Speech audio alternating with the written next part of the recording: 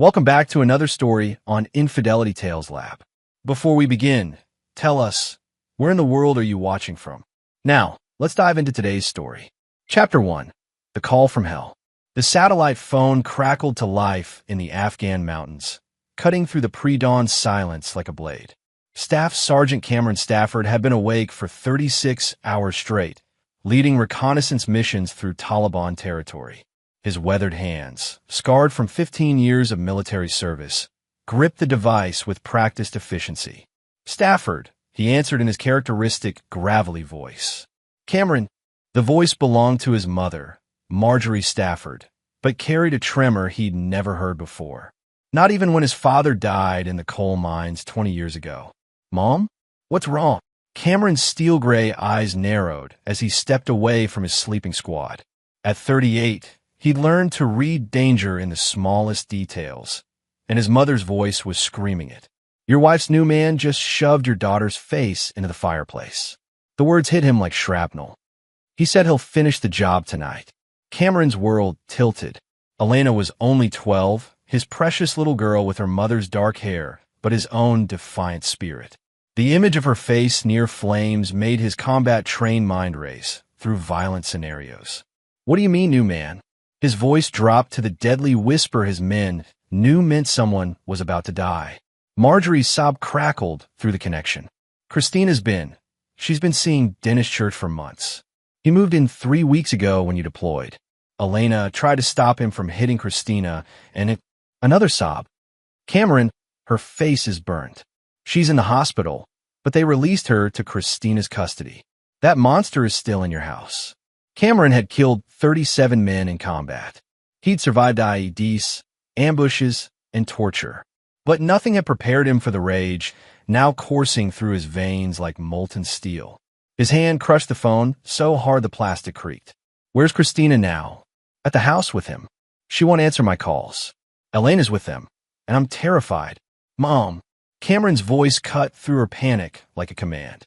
"I'm coming home." The backstory flooded his mind as he ended the call. Christina Proctor had been the rebellious daughter of a wealthy family when they met 15 years ago. She was 19, beautiful, and drawn to his danger like a moth to flame. Cameron was fresh out of basic training, all muscle and swagger, believing love could conquer anything. They married after a 6-month whirlwind romance, and Elena arrived 2 years later. But military life had worn Christina down. The deployments, the constant fear, the loneliness, she'd grown bitter and resentful. Cameron knew she'd been pulling away, but he'd attributed it to the stress of his recent special operations assignments. He'd been so focused on serving his country that he'd failed to see his own home front collapsing. Dennis Church. The name tasted like poison. Cameron knew him, a local mechanic with a reputation for bar fights and domestic disturbances. 10 years younger than Cameron, with the kind of pretty boy looks that fooled women into thinking muscles meant safety. Cameron had never liked him, but he'd never imagined the man would dare touch his family.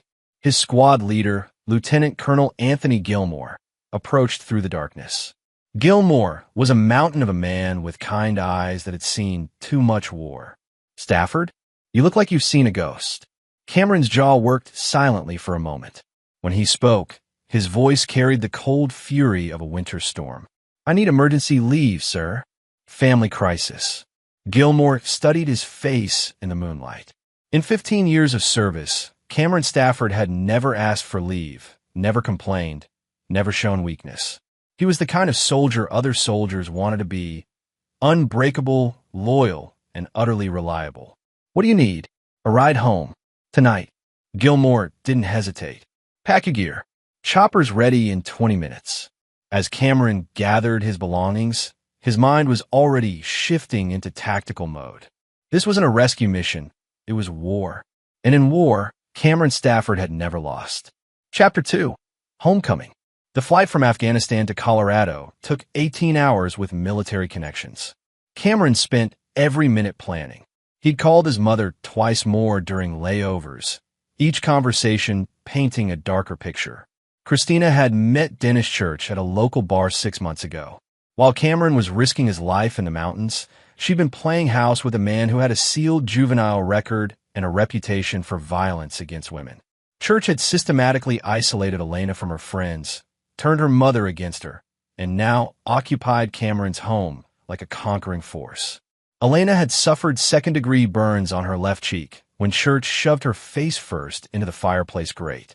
The official story was an accident, but Elena had whispered the truth to her grandmother during a brief hospital visit. Church had been drinking, Christina had tried to leave, and Elena had stepped between them. His response was to grab the 12-year-old by the hair and demonstrate what happened to little bitches who don't know their place. Cameron's hands clenched into fists that could break concrete as he stared out the airplane window. He'd spent 15 years following rules of engagement, protecting civilians, fighting with honor. But honor was a luxury he could no longer afford. The plane touched down at Denver International at 11:47 p.m. Cameron retrieved his duffel bag and the locked case containing his personal weapons, items the military quietly allowed special operations soldiers to transport. He'd built a reputation as a man who solved problems permanently, and he'd need every tool at his disposal.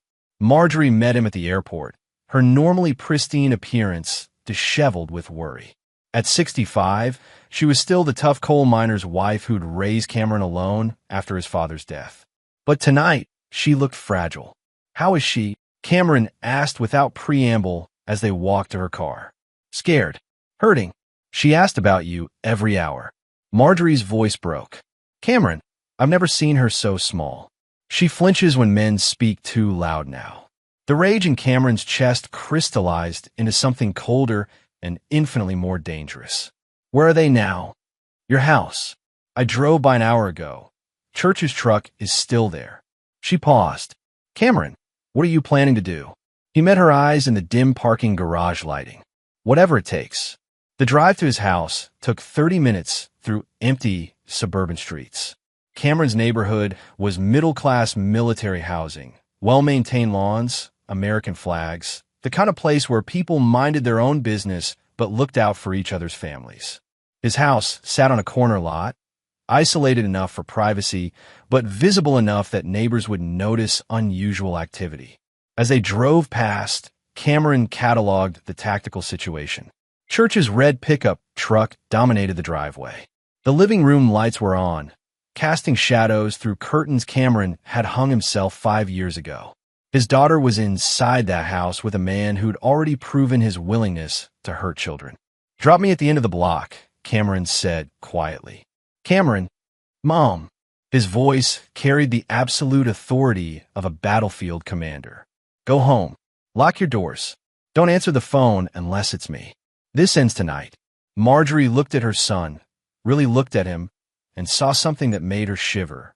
This wasn't the idealistic young man who'd enlisted to serve his country.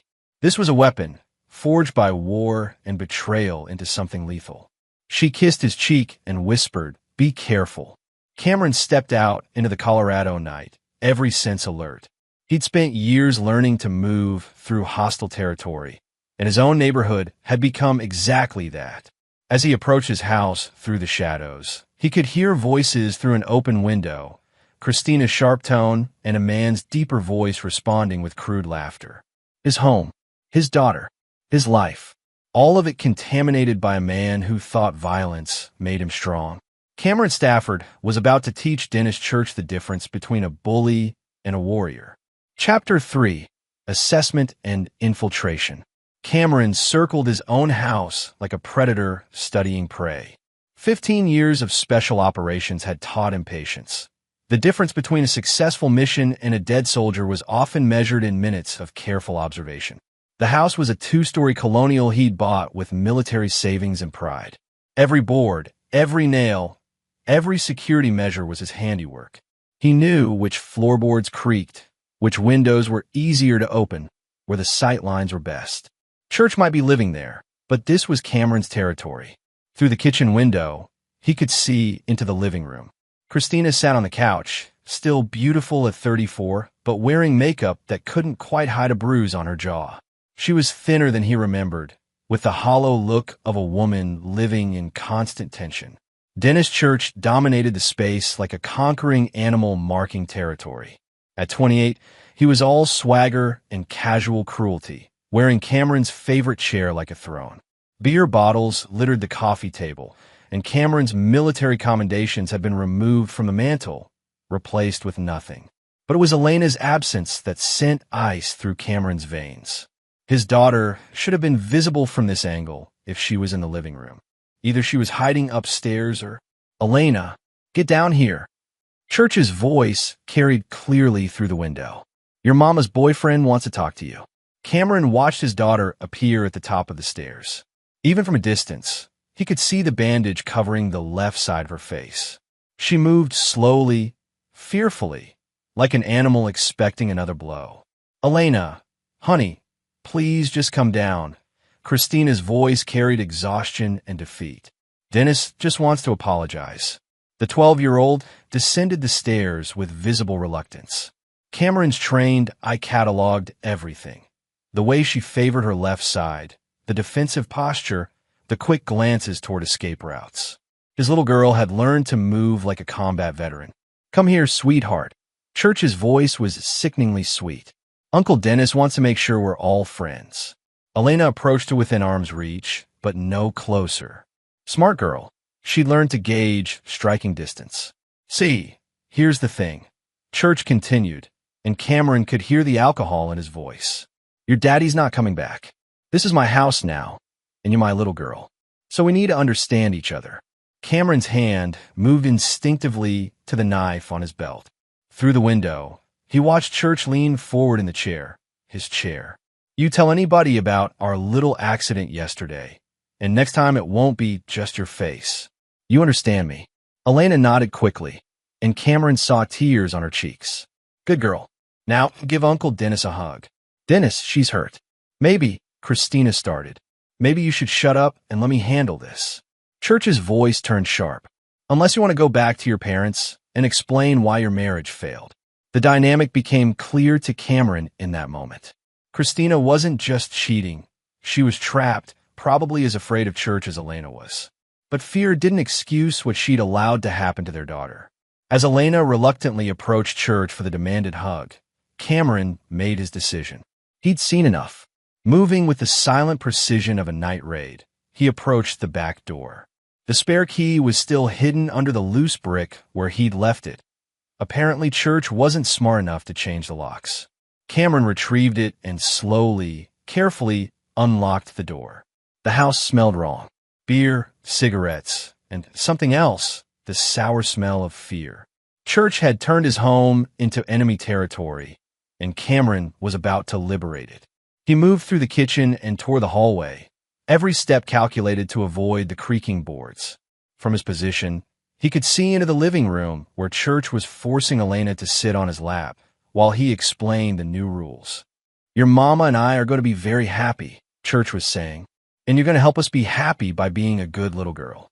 No more calling your grandma with stories. No more asking about your daddy. He's not coming back because he doesn't want you anymore." Elena's small voice cut through Cameron like a blade. "My daddy does want me. He loves me." Church's hand moved to grip her arm, and Cameron saw his daughter wince. "Your daddy is a loser who cares more about playing soldier than taking care of his family. If he really loved you, he'd be here instead of..." "Instead of what?" The voice came from the hallway, calm and conversational. Church's head snapped around, and Christina gasped. Cameron Stafford stepped into his living room like death itself. He was still wearing his combat fatigues, and 15 years of war had carved his face into something that made strong men step aside. His gray eyes moved from Church to Christina to Elena with the clinical assessment of a sniper acquiring targets. "Daddy," Elena tried to stand, but Church's grip on her arm tightened. Well, Church said, his voice carrying false bravado. "Look what crawled back from the desert. We weren't expecting you." Cameron's eyes locked onto the hand gripping his daughter's arm. "Take your hands off my child. Actually, I think we need to have a conversation about whose child she is now." Church pulled Elena closer, and she whimpered. "See, her mama and I have been making some changes around here. Maybe you should talk to your lawyer before." Cameron moved. 15 years of combat training compressed into one fluid motion. Church found himself flat on his back with 180 pounds of Special Forces soldier on his chest and a knife blade pressed against his throat hard enough to draw blood. "Daddy, don't." Elena's voice was terrified. Cameron looked up at his daughter without moving the blade. "Baby girl, go to your room. Now." "Cameron, please," Christina started. "You." His voice stopped her cold. "Don't move." Elena ran upstairs, and Cameron heard her bedroom door close. Only then did he look down at the man who'd burned his child's face. "Dennis Church," he said conversationally. "We need to talk." Church's eyes were wide with terror. This close, Cameron could smell his fear mixed with alcohol and cheap cologne. "You're making a mistake, man. I'll call the cops. You'll listen." The knife pressed deeper, and Church's protest died. "You put your hands on my daughter. You burned her face. You threatened to finish the job." Cameron's voice never rose above a whisper. "Do you understand what that makes you?" Church tried to speak, but could only manage a strangled sound. "It makes you dead," Cameron continued. "The only question is how long it takes, and how much you suffer first." From a couch, Christina found her voice. "Cameron, stop. You can't just." "Can't what?" He looked at her without moving from Church's chest. "Can't protect my daughter? Can't defend my home? Can't deal with the man who's been terrorizing my family while I was serving my country? I'm calling the police." Christina reached for her phone. "Go ahead." Cameron's voice was absolutely calm. "Call them. Explain why there's a man in my house who's been abusing my child. Explain why you let happen. Explain why you chose this piece of garbage over your own daughter's safety." Christina's hand froze on the phone. Cameron looked back down at Church. "Here's what's going to happen. You're going to get up, walk out of my house, and never come back. You're going to leave town tonight and never contact my wife or daughter again. Because if I see you again, if I hear you've spoken to them, if you so much as drive down this street." The knife pressed deeper. "I will hunt you down and show you what 15 years of war teaches a man about pain." Church nodded frantically. Cameron stood up and stepped back, but his hand remained on the knife handle. "Get out." Church scrambled to his feet, blood trickling from the shallow cut on his throat. He looked at Christina desperately. "Christina, you can't let him." "She's not letting me do anything," Cameron interrupted. "She's choosing. Her husband and daughter, or the man who burns children's faces." He looked at his wife. "Choose now." The silence stretched like a wire about to snap. Then Christina spoke, and her words shattered Cameron's world completely. "Dennis, wait." She stood up, moving to Church's side. "Cameron, you can't just come back and expect everything to be the same. We've moved on. Elena will adapt. This is our life now." Cameron stared at his wife, the woman he'd loved for 15 years, the mother of his child, and saw a stranger. "You're choosing him?" "I'm choosing stability over a man who's never home, who cares more about the military than his family, who thinks violence solves everything. He burned our daughter's face. It was an accident." "Bullshit." The word exploded from Cameron with such force that both Christina and Church stepped backward. "She told my mother exactly what happened." He shoved her face into the fireplace and threatened to finish the job. "Elena exaggerates." "Get out." Cameron's voice dropped to absolute zero. "Both of you, get out of my house." "This is my house too," Christina said. "I have rights." Cameron looked at his wife, really looked at her, and saw something that made his heart turn to stone. She wasn't just defending Church out of fear or confusion. She genuinely believed she'd made the right choice. She'd chosen a man who hurt their child over the father who'd spent 15 years providing for them. "You have 1 hour," he said quietly. "Pack whatever you want and leave. Elena stays with me." "Like hell." "Elena is 12 years old with burns on her face from the man you're defending. What judge do you think will award custody to the mother who chose her abuser over her child's safety?" Christina's face went white as the legal reality hit her. Church, emboldened by her support, took a step forward. "You can't just kick us out. I live here now." Cameron smiled, and the expression was terrifying. "You're right. Let me correct that." He pulled out his phone and dialed 911. "Yes, I'd like to report a home invasion. A man named Dennis Church broke into my house and assaulted my 12-year-old daughter. He's still here, and I'm detaining him until police arrive." Church's eyes went wide. That's not, you can't. Can't what? Tell the truth. Cameron looked at him with casual menace. You want to call your lawyer from jail and explain the burn marks on a child's face? You want your name in the newspaper as the man who abused a soldier's daughter while he was deployed. The color drained from Church's face as he realized the trap. Even if the charges didn't stick, the publicity would destroy him in their small military town. Cameron, please. Christina's voice was desperate now. Don't do this. We can work something out. We could have, Cameron said without looking at her.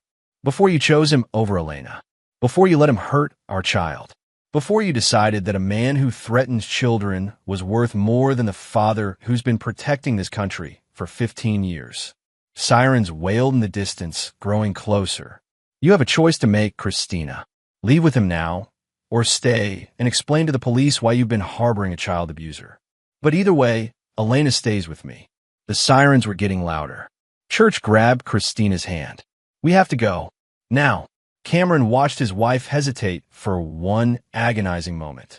Then she grabbed her purse and followed Church toward the door. As they reached the threshold, Cameron called out one last time.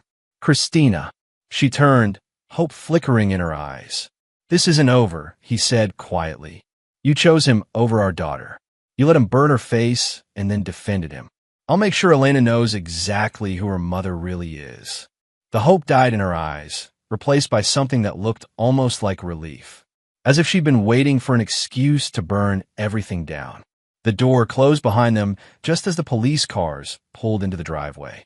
Cameron looked up at the stairs, where he could see Elena peeking around the corner. It's okay, baby girl, he called softly. Daddy's home. But even as he said it, Cameron knew nothing would ever be okay again. His marriage was over, his family was destroyed, and his daughter was traumatized. And Dennis Church was still breathing. That was a problem he intended to solve. Chapter 4. Allies and Intelligence. 3 days after the confrontation, Cameron sat in the law office of Wesley Webster, the best military family attorney in Colorado. Webster was a former JAG officer who specialized in cases involving deployed soldiers and their families. His office walls were lined with commendations and photos with various military leaders. But his expression was grim as he reviewed the police reports. The good news is that Child Protective Services interviewed Elena and documented her injuries, Webster said, his voice clinical. The burns, the defensive wounds on her arms, the psychological trauma, it's all on record. Church was arrested for child abuse, but he posted bail. Cameron's jaw tightened. Where is he now? That's the problem. He and your wife left town the night you returned. The bail bondsman is looking for him, but they could be anywhere. And Elena stays with you, at least temporarily. The court won't place a child with the parent who chose her abuser over her safety. But Cameron, Webster leaned forward. Christina can still fight for custody. If she claims she was afraid of Church, that she's left him now, she might convince a judge she was a victim too. Cameron stared out the window at the mountains in the distance. She wasn't a victim. She made her choice. Proving that in court is different from knowing it in your heart. Over the next week, Cameron threw himself into 2 missions, caring for Elena and gathering intelligence on Church and Christina.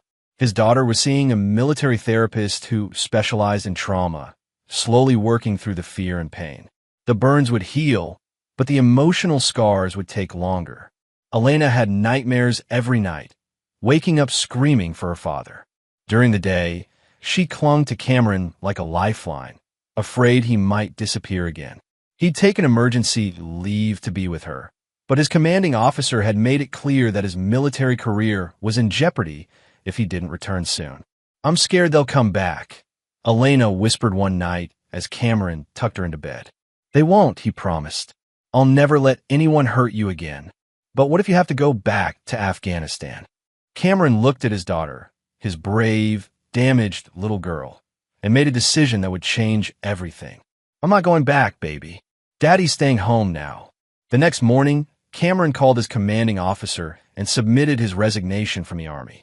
15 years of service, a distinguished career, a pension, all of it secondary to his daughter's safety. Meanwhile, his investigation into Church was bearing fruit. Cameron had called in favors with military intelligence contacts, former Special Forces soldiers now working in private security, and old friends in law enforcement. The picture that emerged was worse than he'd imagined. Dennis Church wasn't just a violent man. He was a predator who'd been escalating for years. His sealed juvenile record included arrests for animal cruelty and assault. As an adult, he'd been fired from 3 jobs for harassment and had restraining orders filed by 2 ex-girlfriends. He was exactly the kind of man who targeted vulnerable women and their children. But it was the call from Fernando Goodrich, a former Delta Force operator now working as a private investigator, that gave Cameron the leverage he needed. "Found them," Fernando said over the phone. "Church and your wife are in Reno, Nevada, living in a cheap motel and running low on money.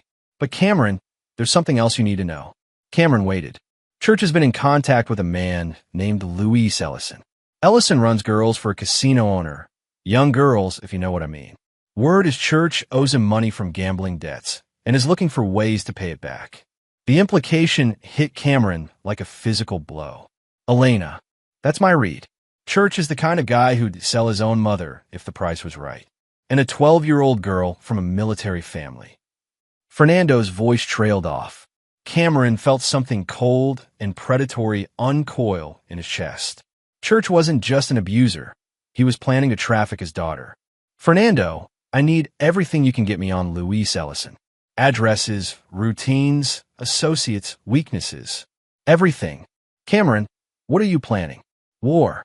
The next phase of Cameron's investigation took him into the darkest corners of his network. Jeremiah Carr, a former military intelligence officer now working cybersecurity, helped him access Church's financial records, communications, and travel patterns. What they found confirmed Cameron's worst fears. Church had been planning Elena's abduction for weeks before Cameron returned. He'd researched prices for young girls in various trafficking networks, made contact with buyers, and even scouted routes from Colorado to Mexico. Christina either didn't know or didn't care. Her phone records showed constant fights with Church about money and increasingly desperate attempts to contact her wealthy parents. But it was the discovery of Church's insurance policies that gave Cameron the perfect weapon for his revenge. "Look at this," Carr said, pointing to his computer screen. "Church took out a life insurance policy on your wife 3 weeks ago. Christina signed it, but I doubt she read the fine print." Cameron studied the documents. "What am I looking at? A murder contract. If something happens to Christina, Church gets $200,000. But here's the beautiful part. He used forged documents to inflate her asset value. The insurance company doesn't know she's broke." The plan began forming in Cameron's mind like a military operation. Church thought he was the predator, but he'd made a fatal mistake. He'd threatened a soldier's child. Cameron's phone rang. The caller ID showed his mother's number. "Cameron, Elena's asking for you. She had another nightmare." "I'll be right there, Mom." He looked at Carr. "Keep digging. I want to know everything about Church's network, his debts, his fears. Everything." As Cameron drove home to comfort his daughter, he was already 3 steps ahead of his enemies. Church and Christina thought they were safe in Nevada, beyond his reach. They had no idea they were actually trapped in a cage of their own making. And Cameron Stafford was about to spring the trap. Chapter 5, The Setup. 2 weeks later, Cameron received the call he'd been waiting for. Timothy Schroeder, a former Special Forces demolitions expert who now worked as a security consultant for various interests, had found a perfect opening. "Church is in debt to Luis Ellison for $60,000, Schroeder reported. "Gambling, cocaine, and some other expensive habits. Ellison's crew is putting pressure on him. They want their money by the end of the month or they're taking it out of his hide." Cameron absorbed this information while watching Elena practice piano in their living room. She was getting better, sleeping through most nights now, but she still flinched when men spoke too loudly. Every day, she lived with fear was another debt Church owed. What about Christina? She's trying to get money from her parents, but they've cut her off. Apparently, they found out about Church and decided their daughter made her choice. She's working as a cocktail waitress at a casino, but it's barely enough for rent. Perfect. Cameron's voice was calm, but his eyes were cold as winter steel. "Here's what we're going to do. The plan Cameron laid out was elegant in its simplicity and brutal in its effectiveness. It would destroy Church and Christina while staying within the bounds of plausible deniability. More importantly, it would ensure they could never threaten Elena again. Phase 1 involved Gerard Porter, another former special operations soldier who now worked as a con artist specializing in financial fraud. Porter would approach Church with an opportunity to make easy money, a fake drug deal that would put Church in debt to extremely dangerous people. Phase 2 would use Christina's desperation against her. Cameron had Fernando Goodrich pose as a private investigator working for her parents, offering to help her escape Church in exchange for testimony about his abuse of Elena. The testimony would be real. Cameron wanted every detail of Church's crimes on record, but the escape would lead Christina directly into Cameron's trap. Phase 3 was the most dangerous. Cameron would personally ensure that Church faced consequences for his crimes. Consequences that would be permanent and untraceable. "This is dark, even for us," Schroeder said after Cameron finished explaining. "You sure about this?" Cameron looked at Elena, who was struggling with a difficult passage. Her left hand still trembled slightly from nerve damage caused by the burns. "He hurt my daughter and threatened to finish the job. He planned to sell her to human traffickers. I'm not just sure.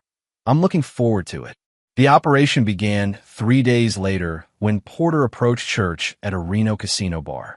Porter was a master at reading marks, and Church was exactly the kind of arrogant, desperate man who fell for get-rich-quick schemes. "I hear you're looking for work," Porter said, sliding onto the bar stool next to Church. Church looked him over suspiciously. Porter was dressed like a successful businessman. Expensive suit, gold watch, the kind of confidence that came with money. "Depends on the work. Simple courier job. Drive a package from here to Los Angeles. No questions asked. $5,000 for 1 day's work." Church's eyes lit up. "What kind of package?" "The kind you don't ask about," Porter said with a meaningful look. "But it's worth a lot to certain people, and they pay well for discretion." Over the next hour, Porter spun a story about high-stakes drug distribution that was pure fiction but sounded authentic to Church's limited criminal experience. By the end of the conversation, Church was convinced he'd found his solution to the Ellison debt. "When do we do this?" Church asked. "Tomorrow night. But here's the thing. This organization doesn't tolerate failure. You take their money, you deliver their product, or you disappear. Permanently." Church nodded eagerly, already counting the money in his head. Meanwhile, Fernando Goodrich was approaching Christina at the casino where she worked. He'd been watching her for days, noting her exhaustion, her growing fear of Church's increasingly violent mood swings, her desperate phone calls to friends and family begging for money. "Christina Stafford?" Goodrich approached her during her break. She looked up from her cigarette with suspicious eyes. "Who's asking?" "My name is Fernando Goodrich. I'm a private investigator working for your parents." Christina's facade cracked slightly. "My parents. They're concerned about you and their granddaughter. They've hired me to help you escape your current situation safely." For a moment, hope flickered in Christina's eyes. Then it died as reality set in. "They disowned me. They said a lot of things in anger. But Elena is their granddaughter, and they've seen the photos from the hospital." Goodrich let that sink in. "They want to help you start over, away from Dennis Church. But they need something in return." "What?" "The truth. Everything that happened to Elena, everything Church has done. They want a full statement they can use to ensure he never gets near their granddaughter again." Christina looked around the casino, at the flashing lights and desperate gamblers, at the life she'd traded her family for. "What would happen to Dennis?" "That depends on what you tell me. But if you're honest about what he did to Elena." Goodrich shrugged. "Well, child abusers don't do well in prison." The hook was set. Christina agreed to meet with Goodrich the next night to give her statement. She had no idea she was walking into Cameron's trap. Back in Colorado, Cameron was making his own preparations. He'd put Elena in his mother's care with a cover story about business travel, ensuring she'd be safe and protected. His house was empty now, ready to serve as the final stage of his plan. Elena hugged him tightly before he left. "You promise you'll come back?" "I promise, baby girl." Daddy's going to make sure the bad people can never hurt you again. As Cameron drove toward the airport, his phone buzzed with updates from his team.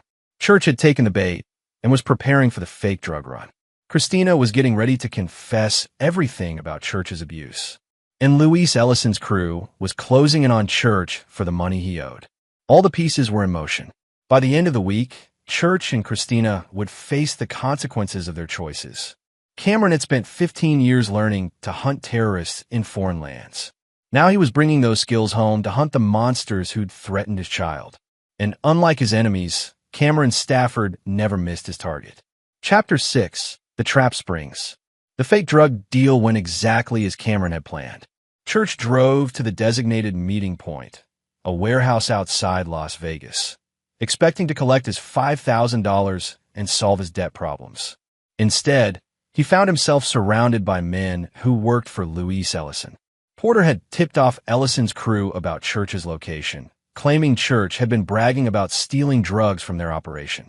When Church arrived with Porter's empty suitcase, thinking it contained cocaine worth $50,000, Ellison's men were waiting. Dennis Church, the lead enforcer, a mountain of a man called Terrence Avery, smiled without warmth. "You've been a hard man to find." Church looked around at the four men surrounding him and realized he'd walked into a trap. "Look, there's been a mistake." "No mistake. You owe our boss $60,000, and now you're trying to steal from us too." Avery gestured to the empty suitcase. "That's insulting. I don't know what you're talking about. I was told this was a courier job." Avery hit him with a right cross that dropped Church to his knees. "Wrong answer. You've got two choices. Pay us what you owe, plus another $20,000 for the disrespect, or we start breaking things." Church spit blood and tried to think. $80,000 might as well have been $8 million. "I don't have that kind of money." "Then we'll take it in trade." Avery's smile turned predatory. "I hear you've got access to a pretty little girl. Young, blonde, military family. That's worth good money to the right buyers." The blood drained from Church's face as he realized they knew about Elena. "How did you? You've been asking around about prices for kids." "Word gets around." Avery hauled Church to his feet. "Here's the deal. You deliver the girl to us, and we'll call your debt even. You've got 48 hours. "I can't. She's not here. She's with her father." "Then you better figure out how to get her away from Daddy." Avery's voice was casual death. "Because if you don't, we're going to start with your girlfriend and work our way up to parts you really don't want to lose." As Church stumbled away from the warehouse, bleeding and terrified, he had no idea he'd just been maneuvered exactly where Cameron wanted him. The debt was real, but Ellison's crew had been fed information designed to make them fixate on Elena. Now Church was desperate enough to try anything. Meanwhile, Christina was sitting in a hotel room with Fernando Goodrich, spilling everything about her relationship with Church. The digital recorder captured every detail. How Church had systematically isolated her from friends and family, how he'd become increasingly violent, and finally, the night he'd burned Elena's face. He grabbed her by the hair, Christina said, tears streaming down her face. "She was trying to protect me. And he shoved her face right into the fireplace grate. And when she was screaming, he said next time he'd put her all the way in." Goodrich kept his expression neutral, but inside he was thinking about his own daughter, safe at home in Colorado. "What did you do?" "Nothing." The word came out as a broken whisper. "I was so scared. He said if I called for help, he'd kill her. Kill both of us. So I took her to the hospital and said it was an accident. And when your husband came home," Christina's face crumpled, "I chose Dennis. I actually chose the man who burned my baby's face over her father." She looked up at Goodrich with hollow eyes. "What kind of mother does that make me?" "The kind who is scared," Goodrich said gently, "but also the kind who's ready to make it right." After 3 hours of testimony, Goodrich had enough evidence to put Church away for decades. But Cameron's plan was bigger than prison time. "There's one more thing," Goodrich said as he packed up the recorder. "Your parents want you to call your ex-husband. Apologize to Elena. Try to start making amends. Cameron will never forgive me. Maybe not, but Elena deserves to hear from her mother that she's sorry." Christina nodded and dialed Cameron's number with shaking hands. Cameron was sitting in a rental car outside the hotel when his phone rang. He'd been watching the building, coordinating with his team, waiting for this moment. Christina, he answered without emotion. Cameron, can I talk to Elena? Elena's asleep. She has nightmares, about the man you chose over her father. Christina sobbed into the phone. I'm sorry. I'm so sorry. I just gave a statement to a private investigator. Everything Dennis did to her, all of it. I want him to pay. Cameron's voice remained cold. Too late for that. Please, Cameron. I know I can't fix this, but I want to try. I want to protect her now. Where's Church? He left this morning. Said he had business in Las Vegas. Cameron, he's been talking about Elena, about getting her back. I think he's planning something. I know exactly what he's planning. Cameron's voice carried a deadly promise. And I'm ready for him. Church returned to their motel room at 2 a.m., drunk and desperate. He found Christina packing her clothes. Where the hell do you think you're going? Away from you. Christina didn't look up from her suitcase. I called Cameron. I told him everything you did to Elena. Church grabbed her arm and spun her around. You did what? I'm not protecting you anymore. You're a monster, and I was a fool for thinking. Church backhanded her across the face, sending her crashing into the dresser. You stupid bitch. Do you have any idea what you've done? Christina tasted blood and realized this was how it ended, with the truth. I've done what I should have done months ago. Well, you just signed Elena's death warrant. Church pulled out his phone and showed her a text message from Ellison's crew. These people want your daughter, and thanks to your big mouth, I'm going to give her to them. For the first time since choosing Church over her family, Christina felt real clarity. She lunged for Church's phone, desperate to delete the message, to somehow undo the danger she'd helped create. Church caught her wrist and twisted until she heard bones crack. Too late, baby. I'm going back to Colorado tomorrow, and I'm taking Elena with me. You can explain to her daddy how your betrayal got his little girl sold to the highest bidder. As Christina collapsed to the floor, cradling her broken wrist, Church was already planning Elena's abduction.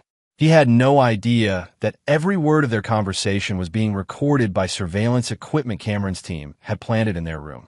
He also had no idea that Cameron Stafford was already in Las Vegas, waiting in the parking lot outside their motel. The hunt was about to begin. Chapter 7. The Final Hunt. Cameron watched from his rental car as Church stumbled out of the motel room at 3 a.m., heading for his truck. Through the surveillance feed from their room, he'd heard every word. Church's plan to abduct Elena, Christina's broken wrist, the threats against his daughter's life. The rage in Cameron's chest had crystallized into something cold and surgical.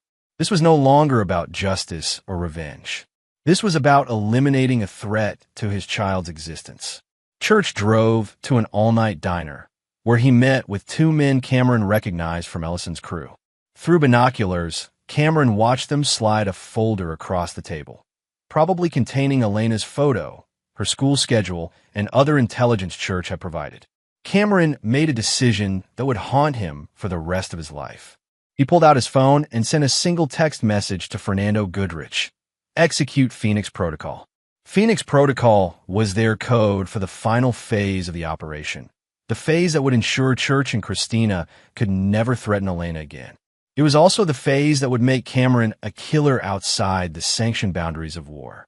An hour later, Church's truck broke down on a lonely stretch of Nevada highway. The mechanical failure wasn't accidental.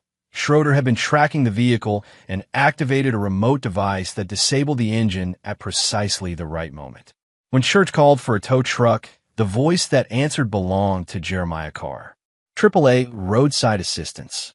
We can have someone out there in about an hour. An hour?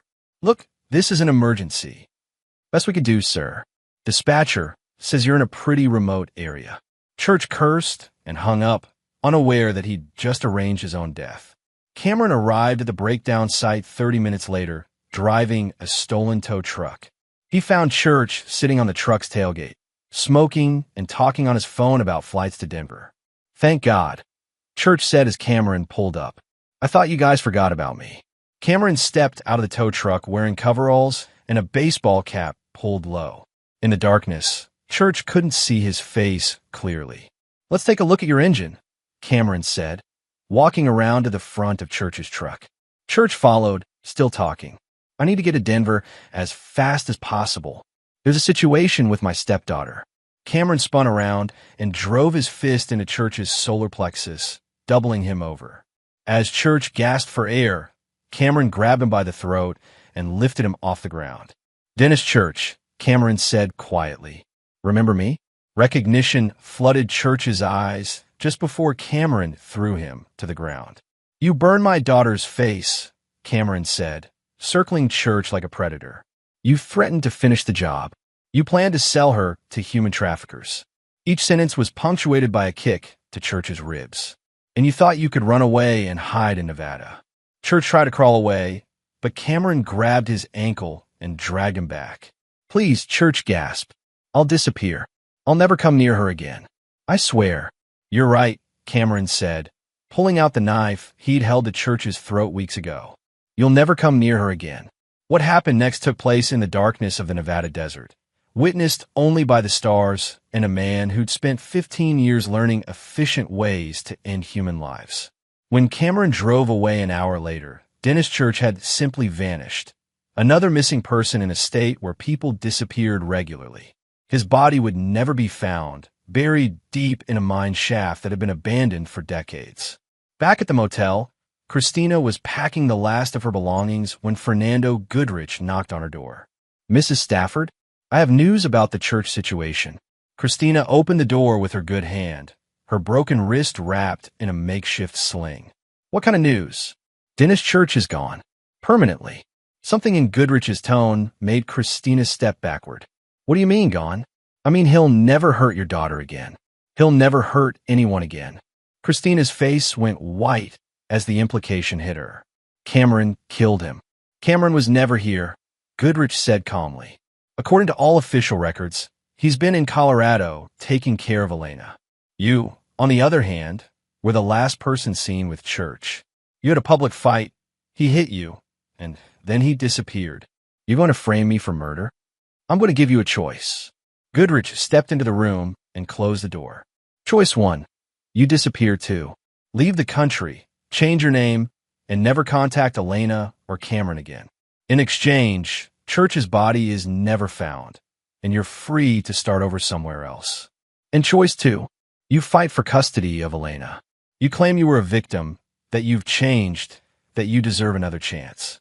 And in response, we release the surveillance recordings of you choosing Church over Elena, defending him after he burned her face, and helping him plan her abduction."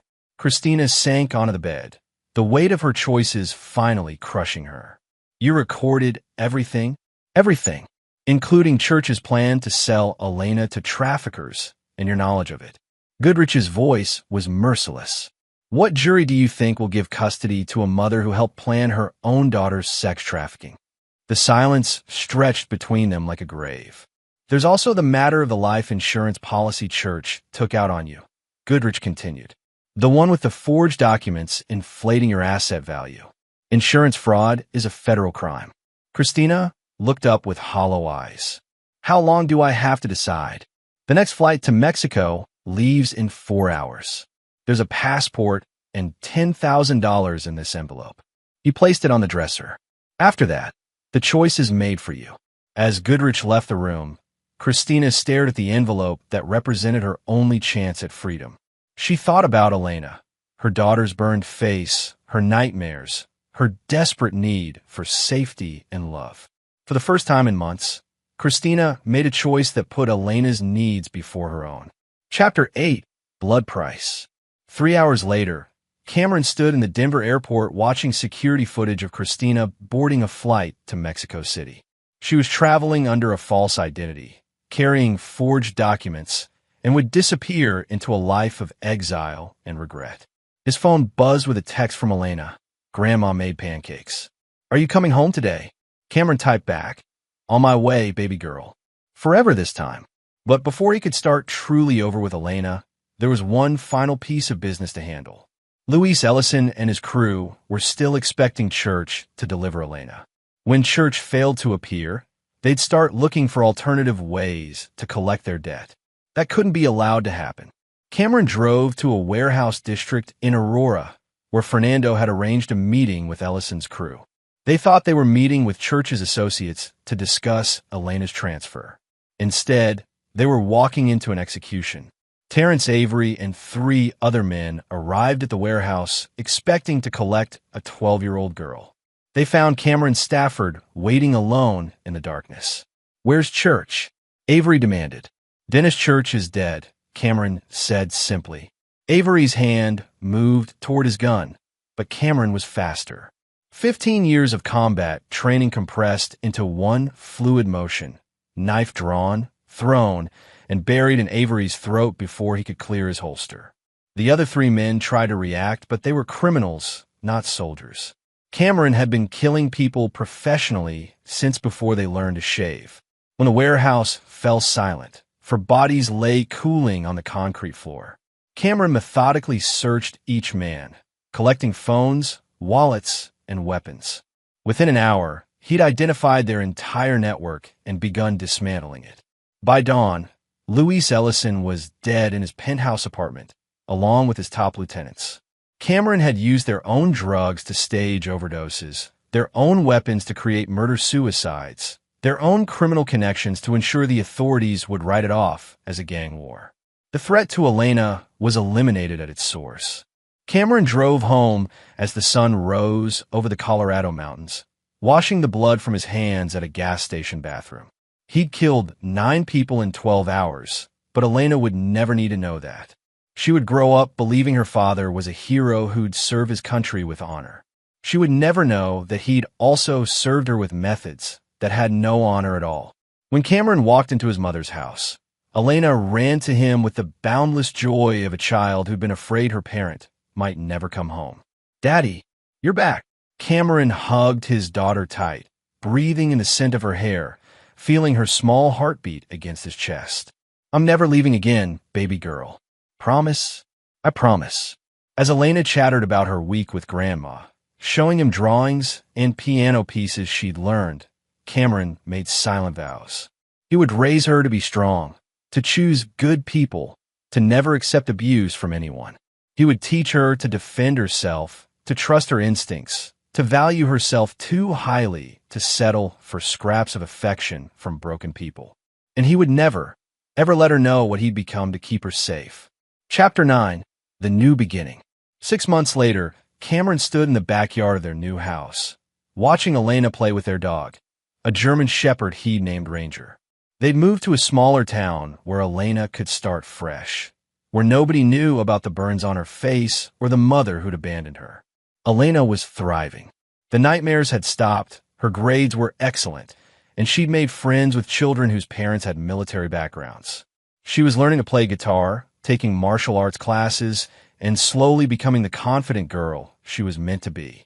Cameron had found work as a security consultant, using his military skills in ways that kept him close to home. His reputation in certain circles ensured a steady stream of clients who needed problems solved quietly and permanently. He was building a comfortable life for Elena while maintaining skills that might be needed again. "Daddy, watch this," Elena called out as she demonstrated a new guitar technique her instructor had taught her. Cameron applauded genuinely. "That's beautiful, sweetheart. I want to play it for Mom when she comes back." Cameron's expression never changed, but his heart clenched. Elena still asked about Christina sometimes, still hoped her mother would return with explanations and apologies. Cameron had told her that Mommy was sick and needed to go away to get better, that it might be a long time before she could come home. He would never tell Elena that Christina had chosen her abuser over her own child. He would never explain that some betrayals were unforgivable. Elena would grow up believing her mother loved her, but was troubled, not that she'd been abandoned by a woman who valued a violent man over her daughter's safety. That night, after Elena went to bed, Cameron sat on his porch and reviewed the security reports from his team. Christina was living in a small town in Mexico, working as an English teacher, slowly drinking herself to death with guilt and tequila. She made no attempt to contact Elena or return to the United States. Church's disappearance had been written off as a probable suicide. Desperate gamblers often vanished when their debts became unmanageable. Ellison's crew had been blamed for his murder, and their subsequent deaths were attributed to rival drug dealers. No connection had been made to Cameron or Elena. The official story was that a troubled man had threatened a soldier's family, then fled when confronted. Justice had been served through legal channels, and everyone had moved on. The truth was that Cameron Stafford had become something darker than a soldier, but more protective than a father. He'd crossed lines that could never be uncrossed, but Elena was safe, happy, and free to become whoever she wanted to be. A year later, Elena asked the question Cameron had been dreading. "Daddy, is Mommy ever coming home?" They were sitting at the kitchen table, working on her math homework. Elena was 13 now, taller and more mature, but still his little girl. Cameron looked into eyes that held his own steel-gray determination and made a choice. "No, sweetheart. Mommy made some very bad decisions, and she can't come back." Elena absorbed this with the gravity of a child who'd already learned that adults could be dangerous. Did she choose the bad man over us? Cameron's heart broke at how perceptive his daughter was. "Yes, baby, she did." Elena nodded slowly. "Then we're better off without her." "You don't have to feel that way." "Yes, I do." Elena's voice carried a finality that reminded Cameron of himself. "She let him hurt me and chose him anyway. That's not what mothers do." Cameron pulled Elena into a hug, marveling at her strength and wisdom. She was going to be extraordinary, not because of what she'd survived, but because of what she'd learned from surviving it. "I love you, Elena." "I love you too, Daddy. Thank you for coming home." As the sun set over their new life, Cameron reflected on the prices he'd paid and the debts he'd collected. He'd lost his marriage, his military career, and parts of his soul. But Elena was safe, strong, and free. Dennis Church was dead and rotting in a desert grave. Christina was in exile, paying for her choices with isolation and regret. The men who'd threatened to traffic his daughter had been eliminated with surgical precision.